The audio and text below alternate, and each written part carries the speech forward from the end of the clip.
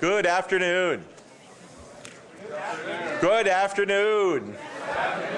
Fantastic. It is a great afternoon, and it is really a pleasure and an honor to be able to welcome our Dean's Innovative Leader Speaker Series speaker for today.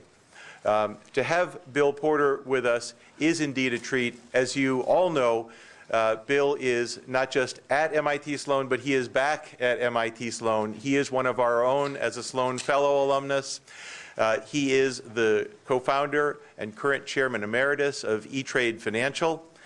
Bill has also been a tremendous supporter of MIT Sloan and one of its most thoughtful alumni. And it is really a treat to have him here and to have him with, as I hope you all will recognize, Professor Howard Anderson. And today's Dean's Innovative Leader Speakers Series will be in a great discussion format. And we'll hear from Bill. Howard will have a few questions for Bill. And then, of course, as always, we'll open it up for the thoughts that you all have. My role is to get out of the way as quickly as I can, so let me briefly say, cell phones off, laptops off, and if you would keep in the middle of your minds, next Monday, May 3rd, we will have another Dean's Innovative Leader Series speaker in John Henry from the Boston Red Sox will be joining us. John will also be here in a conversational format with our own Sloan Fellows alum, Phil Cooper, formerly head of Goldman Sachs Private Equity Group. So please keep that in mind for Monday. That will be our last DIL speaker of this semester. Now about today's presentation.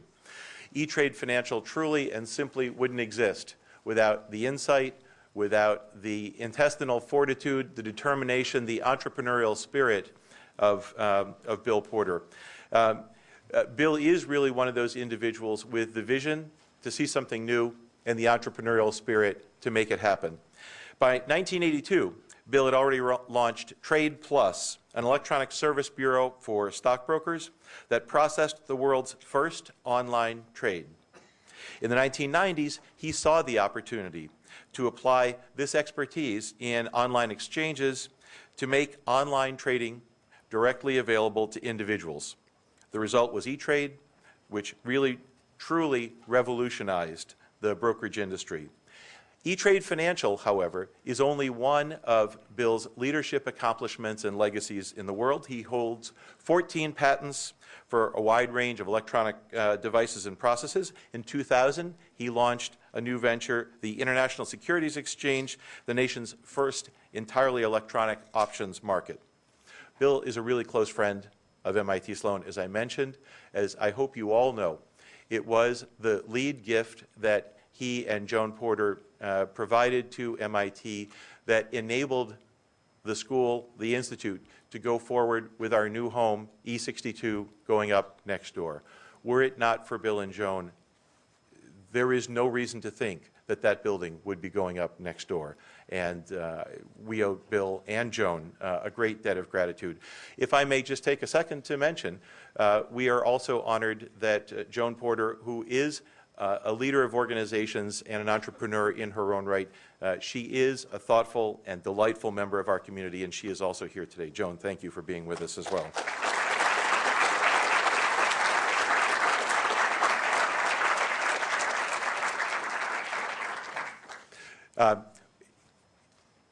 I truly look forward to Bill's thoughts. And as I said, we are fortunate to have Howard Anderson here with Bill. You all know that Howard is the holder of the professorship established in Bill Porter's name. He holds the William Porter Distinguished Professorship in Entrepreneurship. He's the founder of the Yankee Group, co-founder of Battery Venture Capital, sits on many high-tech boards, has, by recent tally, taught over 5,000 MIT Sloan students in over a decade, has led in mentorship so many of our graduates to extraordinary success in founding new businesses, and for that mentorship, very recently received the Adolph Manassan Award to recognize his commitment mentoring future entrepreneurs. Bill and Howard have had opportunities to chat with each other before about entrepreneurship, about building small businesses, about running large businesses. We are truly incredibly lucky to have them with us today. Please give an incredible MIT Sloan welcome to both Howard and Bill.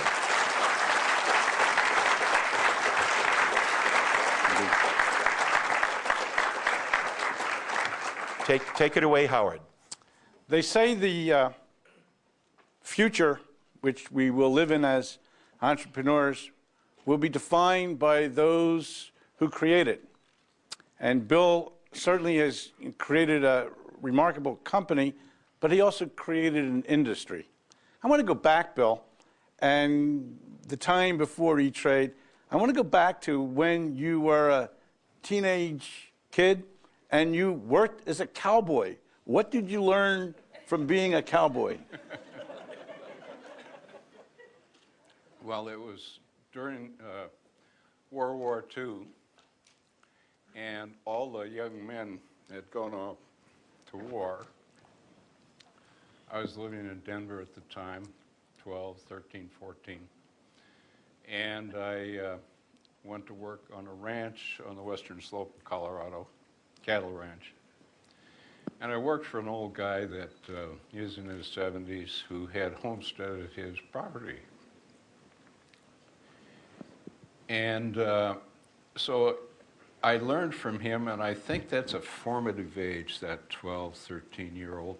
Whatever happens to you then kind of sets your, your life path, it seems to me. And I learned from him what I call just do it. Of course, that's a Nike slogan these days. But I learned it from a fellow, this old rancher that we used to call John by God. And the reason is because everything he said was by God this, by God that, no matter what it was. And so, I was maybe 13 years old, I don't remember. And one night he says, hey, take my car and go into town and get some chicken feed. Well, that's, down a dirt road, a windy dirt road on the edge of a cliff and so forth, going down into Glenwood Springs from up in the mountains. And I said, I don't know how to drive. And he said, just do it. So I hopped in his Pierce Arrow car, heavy steering, got it started, and stick shift, of course. And I learned how to drive. Another evening, after stacking hay, we came in with the team of horses that we were using for stack, and this is a team with all the harness and stuff on them. And he says, take the harness off and put them out to pasture. I said, I don't know how to take the harness off. He said, just do it. So I don't know if you've ever had on harness a bunch of team of horses, but so here's all this array of buckles and stuff, and I started and nothing was happening. But then I saw, oh, this one up here on the head, I can get that off. That's easy. So I took the bridles off and zoom out into the field go these two horses, partially harnessed together, galloping along. But I learned from those things that just do it, There's risks involved, but so what? What's the worst that can happen? You might have to go get another job or whatever. So I think I've probably answered that question. I'm going to stick right on that. So after you learned on that job, you went in the Navy during World War II, and you quit high school to do it. How old were you then? I was 16. I don't talk about that. Go ahead. All right. Did you learn anything in the Navy? Yeah. All right, I'll get away from that. Now, let's talk a little bit about 1980, 1981. You had been in high tech, had gotten patents, and essentially the age of electronics, and the PC came out. PC came out 1980, 81, 78 was the Apple. When you first found this device, what crossed your mind, and where did you see some of these opportunities? Okay, well, that leads into the kind of the history of both E-Trade and the ISE. So I'll back up just a little bit from that. And after I was at Sloan and graduated in '67, About 6 months later, I didn't like the job I had, so I went out and started another company. And prior to that, I'd spent like 30 years in electronics and a bunch of patents and so forth and so on, and actually changed several industries already. But I wanted to go commercial, so I started a company by the name of Commercial Electronics, Inc. And I stupidly started 4 different projects because I knew 4 good ideas to apply to commercial. And I'll just mention a couple of them. One was exhaust gas sensors, and another was low light level color television. And things were going swell, building up, had a hell of a time raising capital and so forth, bet my farm, et cetera. And things were going reasonably well until the '74 crash. And at that time, I had a contract with Teleprompter to produce a whole bunch of what I had invented, backpack cameras. First backpack, remote access for nightly news and so forth for TV. Teleprompter had a lot of contracts with a lot of broadcasters. And with the recession, the capital equipment market went psh. And so as a result of that, they canceled the contract. Here I sit with 250 employees and tell them I can't pay them this Friday. Not fun. But anyway, finally sold the company to Warner Communications, and I made $15,000 out of the whole thing and started investing in the stock market. And in the stock market, a little while later, I got really interested. I can beat that market. All I have to do is figure out the trends as to when the Dow's going to go up versus go down. So I went and got all the printouts of the historical, economic indices, unemployment, want ads, and so forth and so on, and started putting them into a brand new machine I just bought, which was one of the very first Apple II computers. It was so new that I didn't even have floppy disks. We just had a tape recorder we had to tape into and extract and so forth from. And so then I discovered that with the Apple, I could get on the Source, the very first online service bureau that had information, and I could get quotes at nighttime. I no longer have to use the newspaper, no longer have to wait for my monthly statement from my broker. Why doesn't somebody do this right? So, okay, let's do it. So I started a company by the name of Trade Plus, along with my legally blind programmer, who was excellent, by the way. He could see, but he was legally blind. And so we started a company. I put in 10,000, he put in 5,000. And pretty soon, we started with a very small discounter in California. By the way, at that time, full-service firms were charging $250 a trade or $500 for a round trip to change from Apple to Google or whatever. And discounters were at about $100 or $200 round trip. And those were pretty big numbers, that chews you up pretty fast if you have a very small amount of money. And so, anyway, set up this service bureau to supply, to hook brokers with their customers, where we would, the customer would think they were talking to the broker, really talking to us until he placed an order, and it was kicked out to the broker and back again. And so I was pretty successful, picked up Fidelity, later Schwab. Both of them wanted to buy us. I said no. Both of them took it in-house. Finally picked up Quick and Riley and continued on. And then in 1989, they said, we're going to leave you. And I said, okay, fine, I'll go into competition with you. And I managed to scrape together $100,000. And I launched ourselves as a broker-dealer by the name of E-Trade. And I did all the advertising and so forth,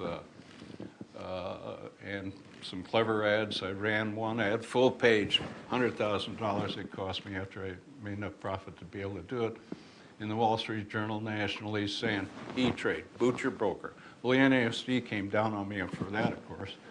But E-Trade has had clever advertising ever since, including the baby ads you see today. It's just kind of been the nature of the company. I've had nothing to do with that, by the way, but I think they're great. I do have something to do with babies, but that's different. So, all right, so here comes the PC, the Apple, and here comes Billy Von Meister, who started the Source at $1.75 an hour, That's right. giving you access. Von Meister also started something that was a music download that predated Napster. He also started the first electronic mail company. So you have two parts of the equation, and you were essentially in the app business, taking these two parts and coming up with an innovative new idea. That's right, and everybody thought I was nuts. And I had a hell of a time raising money, but somehow managed to put it all together. But we struggled for 10 years, about a year and a half of which I never got paid, mortgaged the house again, et cetera, et cetera.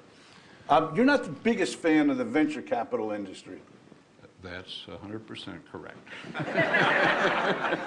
Can you, and I know that the people from TA are some of the people that, can you tell us why your feelings about the venture industry are what they are? Well, all too often, I basically have lived most of my more adult life in Silicon Valley, and I've seen lots and lots of companies start up out there, many of which take on VC money. And A, they get too much money and then buy yachts and so forth instead of doing their job, and that's bad. Or B, worse yet, within 2 years they get into trouble, which almost every venture does. And then you got this young, really bright, and I'll blame it on Harvard MBA, who sits on the board, not MIT, you wouldn't do this, but anyway, who sits on the board and has the power because he's got the bucks to give the company more money. And so he takes over control of the company, and he doesn't know squat about the business, really. And the company goes right down the tubes. And that happens as often as not. And you have a dichotomy of interests, which is bad. It's like getting married to somebody that likes to go to the woods and you want to go to the opera. It's a case where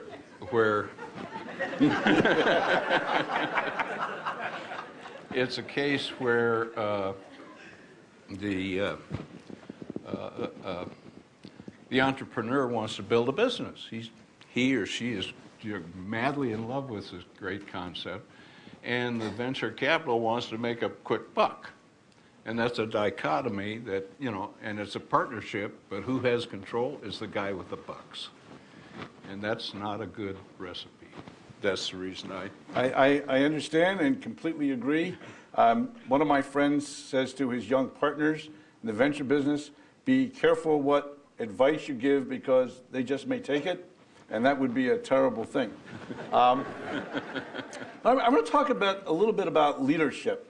Who are some of the things that you looked at as you came up, and what kind of insight do you have about where leadership and technology coalesce? Well, up until I was invited to speak at this event, which the name of it is what? Leadership? Leadership, yeah. Yeah, leadership.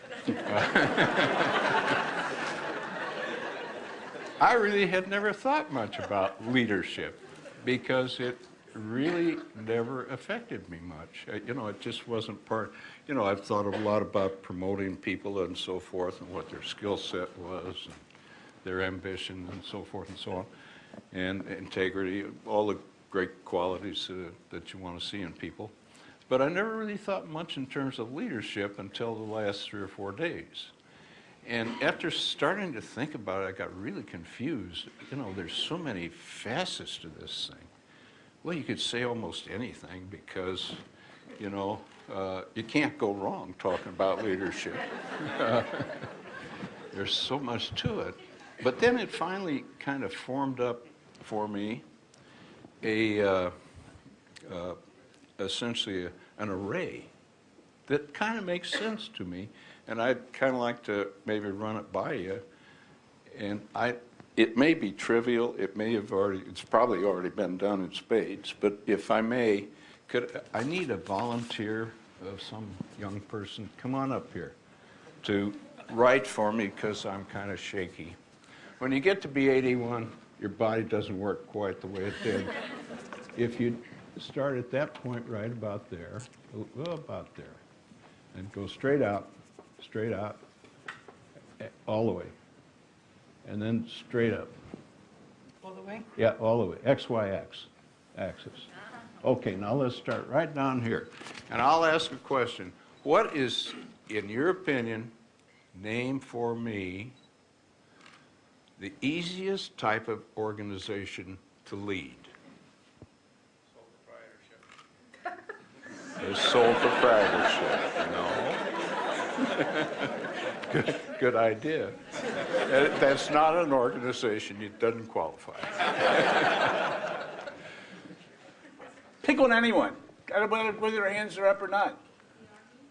You got it. Military. That's the easiest one to lead. So if you just write the word military right there. Okay, now what's the next easiest one to lead? Huh? School? No, sports. Try sports. Team activity. Think of, I'm not talking about managing the team, I'm talking about within the team. The quarterback is the leader. And he has an easy job in some sense, so long as he doesn't blow it,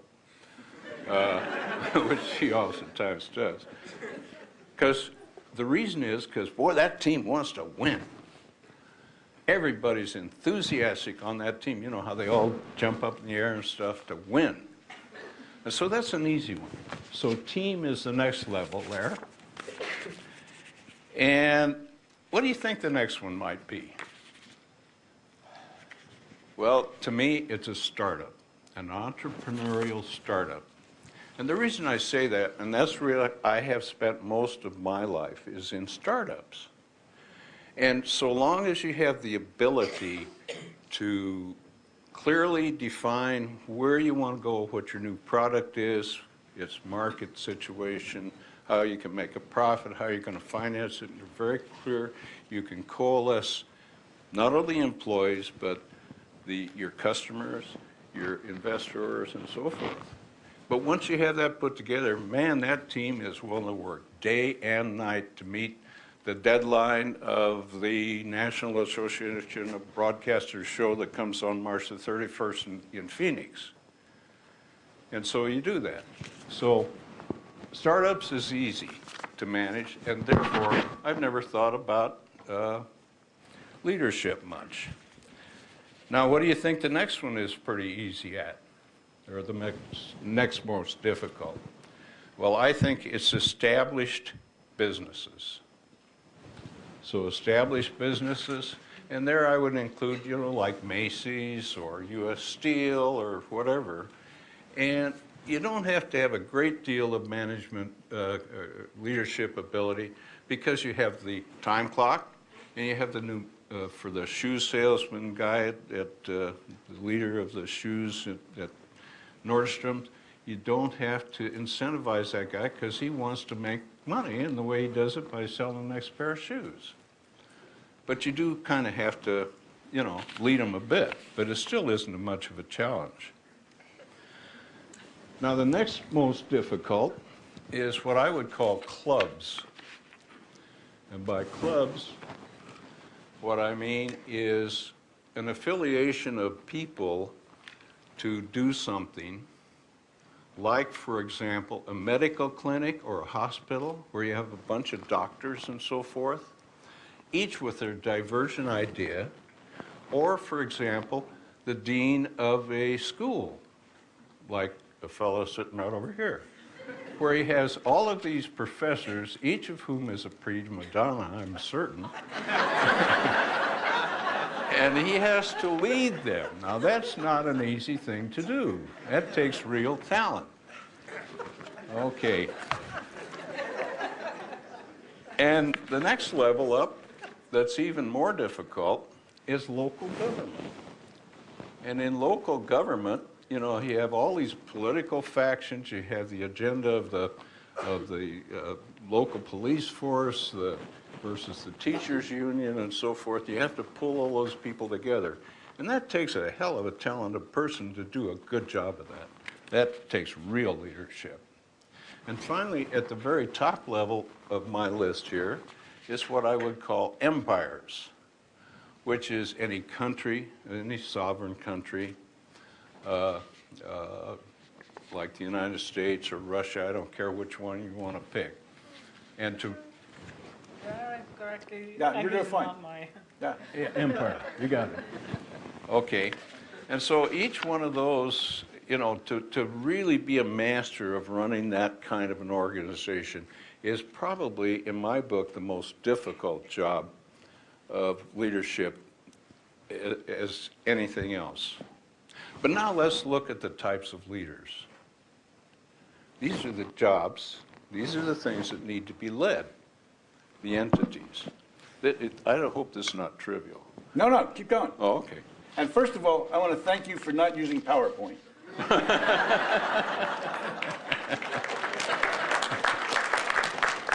What's your name? Leron. I'm Legion Leroy. Leroy, is it? Leron. Leron. In the MBE? No, actually, I'm a postdoc at OR. In what? Operations Research. OR. Oh, that's scary. So now let's look at the types of people who are leaders going on the x-axis out here. And starting over here in this corner, we'll have something I'll call a dull tool. So if you write that down there, dull tool. D-U-L-L. And a dull tool is anybody that, you know, they don't really care about their job, or they're lazy, or maybe they just aren't very bright, and really just not very capable. And, you know, they can certainly handle the military, can't they? Huh? I mean, when the lieutenant says, "Sergeant, take that hill with your men," the sergeant says, "Yes, sir," and it happens, even though he may have an IQ of only 60 or something. Would this be the officer or the sergeant? Either one. Okay. And the next one is probably the logical, and that really tends to be me.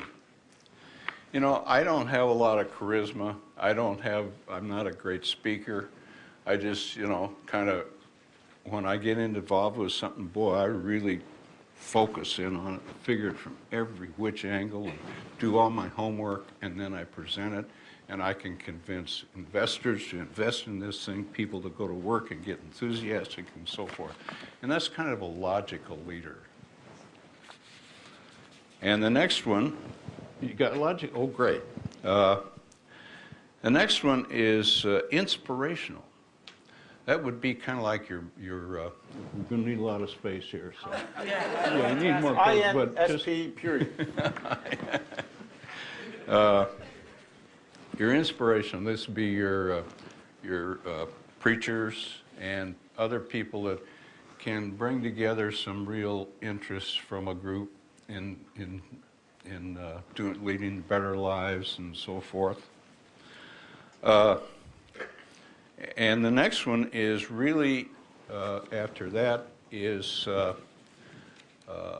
hierarchical. And that was the mode of leadership that I was brought up. The boss is the boss, and under him is 6 people who, right on down the chain, no more than 6 layers in a GE, et cetera, et cetera. But it was all hierarchical. He was the boss, here's what you do. And so on down the chain. But that has evolved over time to come to something that I don't understand very well. But my wife, Joan, loves to talk about it all the time, and that's collaboration. And I don't know how you whip a bunch of people into doing stuff. I've had trouble with that all my life. And then you get it. The next one, and it's the next to last, is really what I would call the demanding or bossy guy. I remember when we were on our Sloan program, we were on tour in New York City, and I met with Roger Blau. And he was the head of U.S. Steel, and he was a tough guy. He's the same guy that went up against, I guess it was Kennedy, I can't remember. Was it Kennedy? Yeah. On the union raising prices and so forth and so on, steel prices. He was a really tough guy, a real demanding bully guy. And I asked him, well, you know, why haven't you converted your steel mills? Because I know in Mexico they have better steel mills, and I forgot, flow process or something, I can't remember now. And he came back at me. He didn't answer the question. He says, who do you work for? I said, well, I work for Textron. He says, well, you make helicopters, don't you? I said, yeah, our company makes helicopters. That was the Huey one that was used in Vietnam. And he said, well, they crash, don't they? I mean, you know, did he answer about his steel? Hell no. He was a bully. He put me right down. And I didn't say anything to him, but I thought, that's a terrible way to manage. But he was a very powerful leader. And the next one is dictator. Now let's put some X's up here. And let me take dictator on the x-axis and empire on the y-axis and put a check mark or a cross or something. And guess who that, well, I'll tell you, one of the greatest leaders of all time, and you may not like what he did, I'm sure you don't, Adolf Hitler. Tremendous leader. He got all of Germany, what was it, 12, about probably 20 million at that point, people saying, Heil Hitler, you know. Tremendous leader. And likewise, Stalin, tremendous leader. And he annihilated, what was it, 6,000 or whatever it was, army and business leaders within Russia to maintain control. But by God, he was the head of Russia for, I don't know, what, 30 years or whatever it was. He ran it without question. So is dictatorship confined only to empires? No. I'll give you a good example of where it's very effective in business today. There's a fellow by the name of Steve Jobs. And he's a very effective, very effective leader. And he is, where the hell is he? He's in really an established business now. But I'm a very good friend for 35 years with a fellow who sat next to Wozniak, who also started Apple, and where they were programming the first, and he really hates Jobs, because Jobs is a dictator, a brilliant, effective, innovative dictator, but he is a dictator. And he's probably softened up later in life, but he is, you know, definitely of the type over there. So you can be almost any one of these and achieve to some degree in each of these, except for possibly the military. Well, the military, anybody can achieve in. And certainly it takes brilliance. And, you know, Bull Halsey was certainly a sort of a dictator guy, etc. So you can be almost... Collaboration, not so much. Pardon? The collaboration, maybe not so much. Well, collaboration, well, there's a perfect example in my mind of that, and that's Obama. He really tries to collaborate. Of course, he's got some people out there that, or some other party, whatever it is, that really don't want to collaborate very much. But, you know, I think he's doing personal opinion, I think he's doing the right thing around the world, trying to work with other countries and so forth, instead of we're the U.S., we're the greatest ever kind of thing. That's just a personal opinion. Bill, one of the issues that sometimes comes up in companies is an East Coast versus West Coast thing. On the East Coast, we always use General Electric as a well-run company, but on the West Coast, it's Hewlett-Packard. Yeah. So, and the, not just Hewlett and Packard, but their alumni that spun out. Where would you put essentially that kind of, would that be more collaboration here as you look at them and those people that came out of that technology group? Well, I think HP would fit into this. They were definitely a startup out there. I remember buying their very first audio oscillator. But they have ultimately evolved into the best instrument company and then the best printer and PC company, or at least one of the leaders. And they're a very well established and very well managed company. Let's go fast forward. Talk to us a little bit about Google. Well, Google is very fortunate. First of all, they come from the new age, so they really want to, let me just say, go green, and in a good way, and collaboration, all those good new things and so forth. And fortunately, they've been so extremely successful in making money, they can do whatever they want. And so they have very high moral standards in terms of what they do. They're doing unbelievable things like copying literature all around the world to get everything online that they can. These things are just mind-boggling to me, but they're extremely wealthy and can do these things.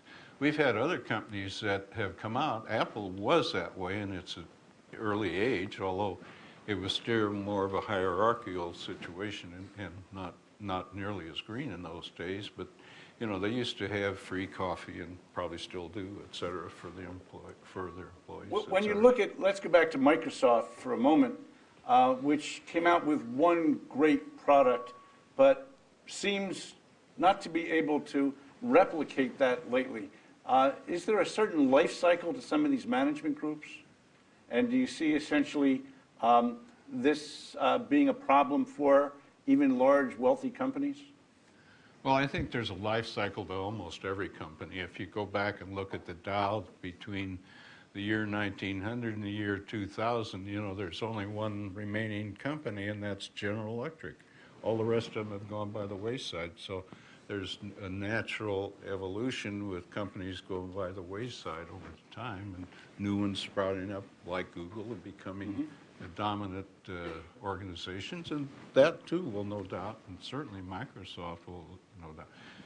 Microsoft to me has been a disappointment. Bill Gates has been a genius in terms of organizing around his operating system and I don't want to, I'll use the word manipulate, I don't quite mean that, but extending the capabilities and extent of his operating system to get more business. And most recently just released, was it Series 7 or whatever it's called, which has produced good profits. But you know what? He's bagged a ton of money and he hasn't innovated really anything except the operating system. You know, he's got MSNBC, he could have done the iPhone, he could have done the Google thing. And he's always been in the catch-up mode. Even today, his operating system, which has Windows, they're trying to catch up with Steve Jobs with his Apple. You know, Apple is always one step ahead of it. And it's just remarkable to me that out of this organization, somehow they really haven't been able, in my opinion, to innovate much. Okay. What I'd like to do now is just think for a minute, a question you would like to ask Bill, either about companies or leadership or entrepreneurship. Just think for a minute and then find your way over to one of these microphones, and we're going to have a much more interactive session. And I think I have, let me see a couple of hands, a question you'd like to ask. And thank you.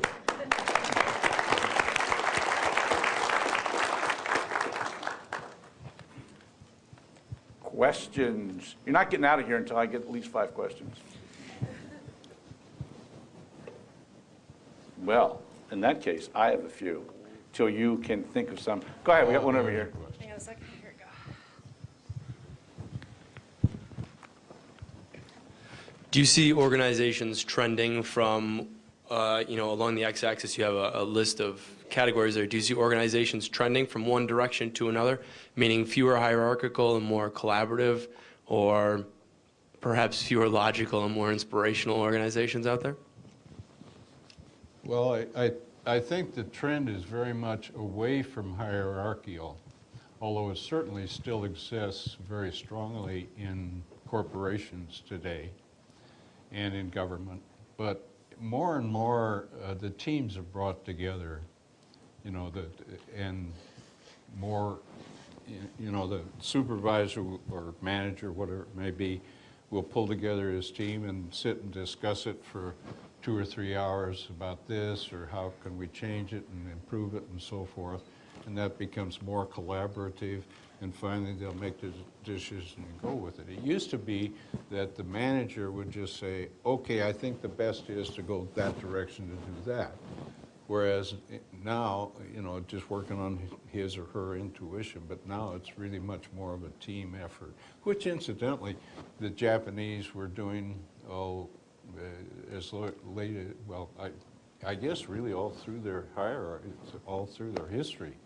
When they, one of the big advantages that they've had in the automotive industry in the, 20 years, 30 years ago when they started to penetrate this country, they actually get together as group and exercise together and so forth, and then the people are assembling, putting the fenders on the cars or whatever their job is.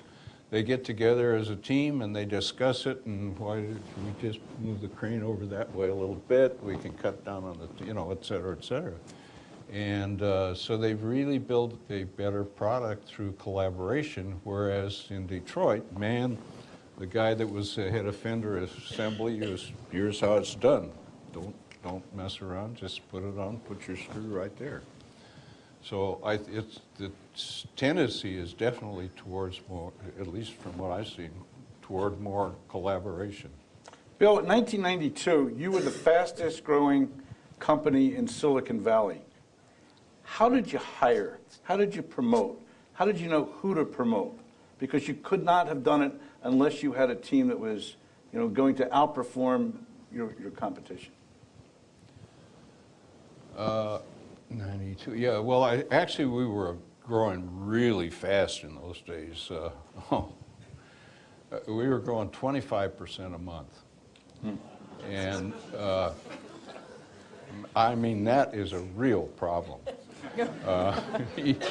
It's great to have success, but my God, yeah, I mean, let's take, for example, I had customer service people answering phones, right? And so I have 50 people in there this month. That means I have to have like 62 or whatever it is next month. That means I have to hire about 15 for that month because a few of them will fall by the wayside, which means I have to interview probably 20, not me personally, but it has to be done. And by the way, we've got to give them desks, we have to give them telephones, and we got to get new real estate, and et cetera, et cetera. I mean, this is, and every month, month after month. And I didn't like it. Now, how did I hire?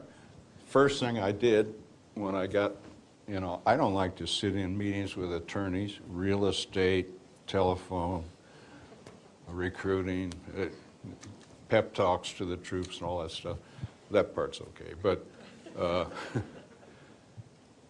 I just didn't like it. So I went and hired a top-notch guy, Christos Kotsakos, who really made the company happen.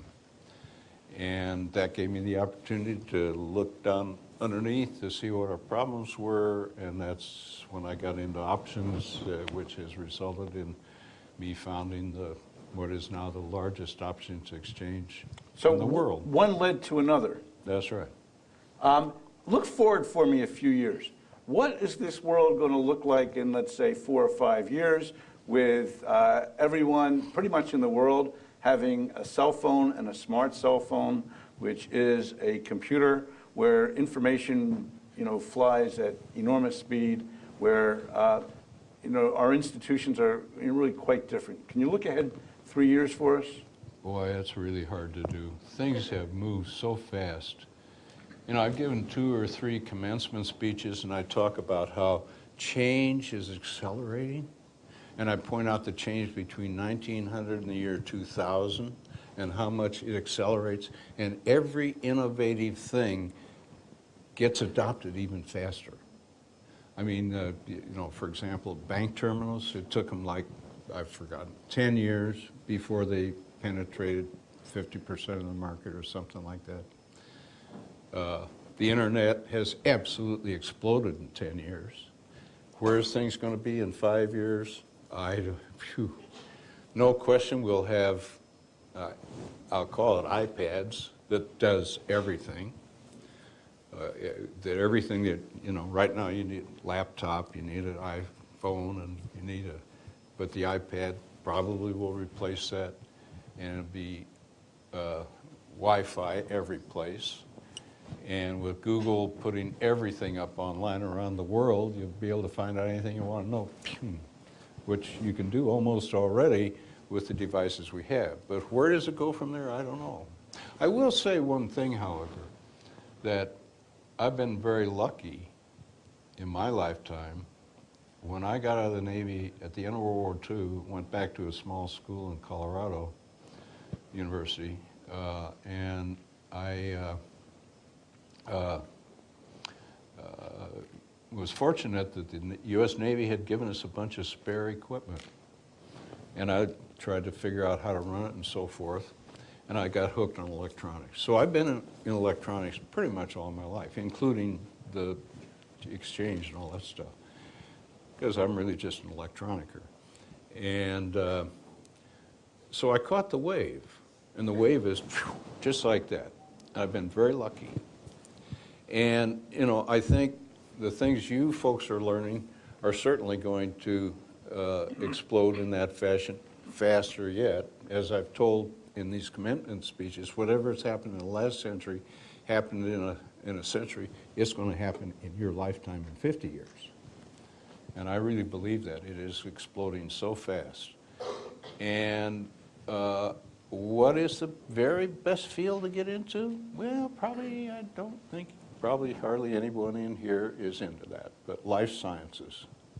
That area, to me, you know, we think, oh, wow, we got the DNA and we got, you know, gene for how to make a little better tomatoes or whatever, et cetera, et cetera.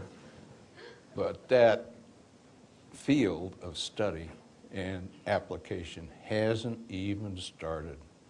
And I think over the next 50 years is going to be the biggest one. So if you're not in life sciences, better get in it quick.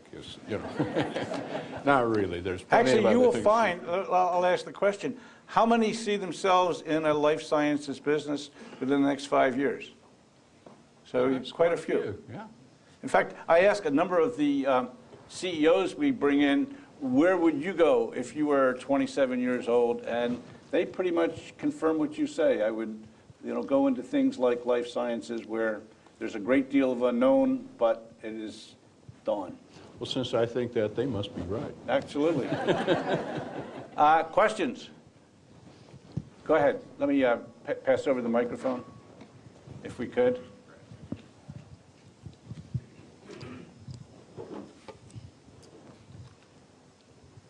So I think your sentiment about VCs is probably shared by a lot of people. What do you think is the best alternative for funding a new company that might be highly capital intensive? Okay, there's the very best is your own money, because you got complete control of that. Maybe not much, but at least you have it. Next is probably your family and friends. But then there's also some hidden things that you can dig into. One of them is your customers. You know, oftentimes if you're coming out with a new widget and you go to the organization that's going to buy that widget and you say, hey, look, I can build this thing, it's going to be, you know, I'll give you rights on it on the front end, but I need some money. And they, you know, they'll fund you, they'll want their money back, they want to make money, et cetera, but they'll also support you, so that's the best kind of money. Banks, forget it. They won't, you know, until you're profitable and don't need any money, they won't give you any money. VCs is kind of the last resort. But if you're going in for a startup that requires a ton of money, that's really the only place you can get it. I don't know if I... Bill, last question. You have been very generous with MIT and our efforts in entrepreneurship. Why? Well, you know, when E-Trade went public,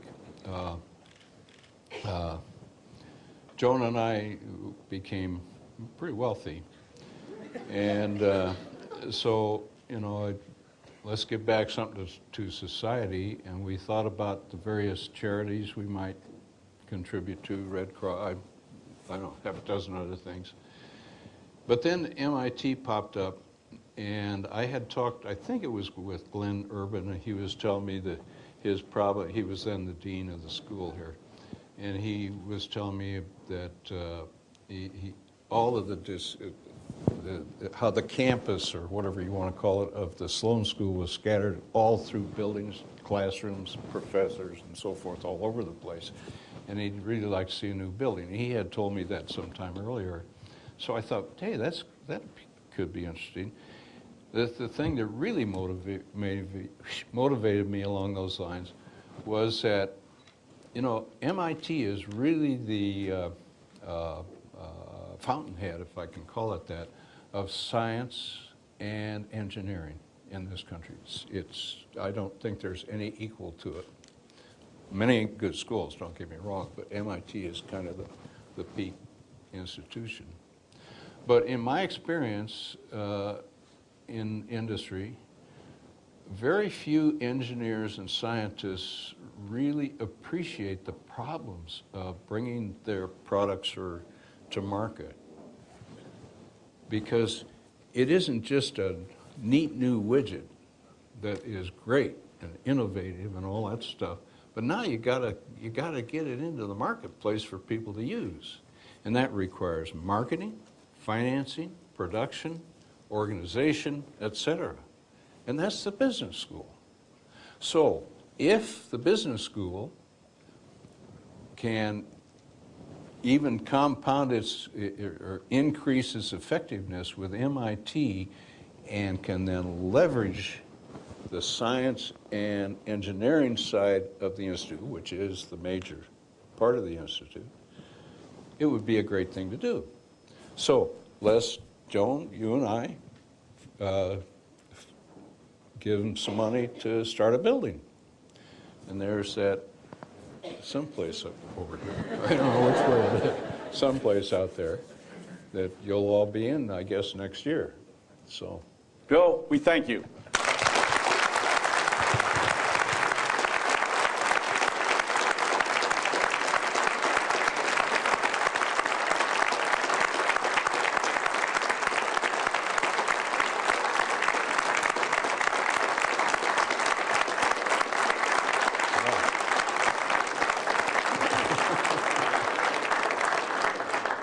On behalf of all of us, Howard, thank you for leading this discussion. Bill, Joan, we are so appreciative. Bill, if I can take the smallest of issues with one thing you said, you are really charismatic.